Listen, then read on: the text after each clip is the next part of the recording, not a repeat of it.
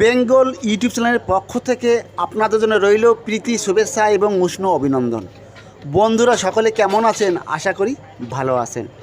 সিভিলের সব থেকে বড় একটা মিস্টেক আপনাদের সামনে তুলে ধরবো, হানিকম্বিং বা টেসআপ। এটা কী জন্য আসে? এটা সিভিলের সব থেকে ব্যাড মিসিং। অনেকে ইন্টারভিউতে কোশ্চেন হলে বলতে পারে না কী জন্য হানিকমটা আসে। হানিকম এক কথায় সোজা বলে দেবেন, যদি কোথাও লিকেজ আসে, লিকেজ থাকে বোর্ডে, শাটারিং বোর্ডে, স্যালারিটা বাইরে চলে যায়, হানিকম আসে। নেক্সট, যদি লেয়ার বাই লেয়ার ভাইব্রেশন না করে কংক্রিট করা হয়, হানিকম আসে।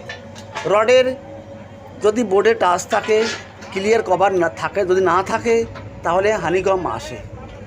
বুঝতে পারলেন হানিকম কী জন্য আসে? সিভিলের সব থেকে বড় মিস। দেখেন এটা কলমটা ভেঙে গেছে, এটা কী জন্য হয়েছে? এটা ডিশেটিং টাইম 12 আওয়ার্স। এটা 12 আওয়ার্সের আগেই এটা ডিশেটিং করা হয়েছে, কলমটা ডিশেটিং করা হয়েছে, খোলা হয়েছে, এই জন্য এটা ভেঙে গেছে। এটা কখনো করবেন না। Concrete initial setting time 30 minute সিমেন্টের, আর ফাইনাল সেটিং টাইম 10 আওয়ার্স। এই জন্য 12 আওয়ার্স, 12 ঘন্টার পরেই আপনি ডিশেটারিং করবেন। এটা সিভিলের সব থেকে বড় মিসিং, এটা কখনো করবেন না। একটা কথা মনে রাখবেন, কোয়ালিটি ভালো হলে আপনার নাম হবে, আপনার কোয়ালিটি ভালো হলে আপনার নাম হবে, এই জন্য। আর একটা কথা মনে রাখবেন, এখন রিপেয়ারিং কাম শুরু হয়ে গেছে, রিপেয়ারিং ওয়ার্ক। হানিকম আসলে কখনো সিমেন্ট দিয়ে রিপেয়ারিং করবেন না। এই জন্য জিপি2 একটা কেমিক্যাল আছে, কেমিক্যাল দিয়ে জিপি2 করবেন। কী জন্য করবেন? পুনরায় যে স্ট্যান্ডটা ছিল ওটাই স্ট্যান্ড ফিরে আসবে, এই জন্য জিপি2 দিয়ে আপনি রিপেয়ারিং কাজ করবেন। বুঝতে পারলেন? আর কিউরিং কী জন্য করি, এটা অনেকে বলতে পারে না। কিউরিং আমরা কী জন্য করি? কিউরিং কতদিন করতে হয়? কিউরিং করি আমরা মিনিমাম 7 ডেজ। বুঝতে পারলেন? 7 ডেজ কিউরিং করি আমরা। আর কিউরিং কী জন্য করি?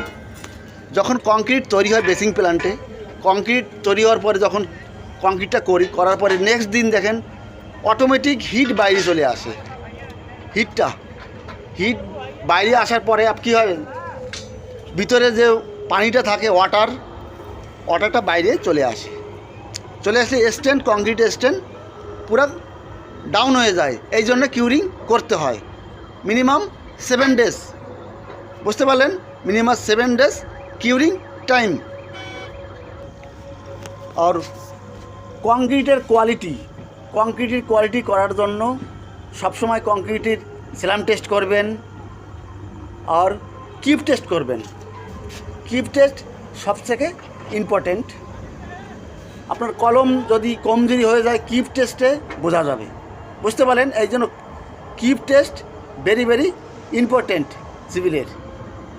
বন্ধুরা, যদি একটু আপনার ভালো লাগে তাহলে লাইক অ্যান্ড কমেন্ট করবেন আর সাবস্ক্রাইব করবেন।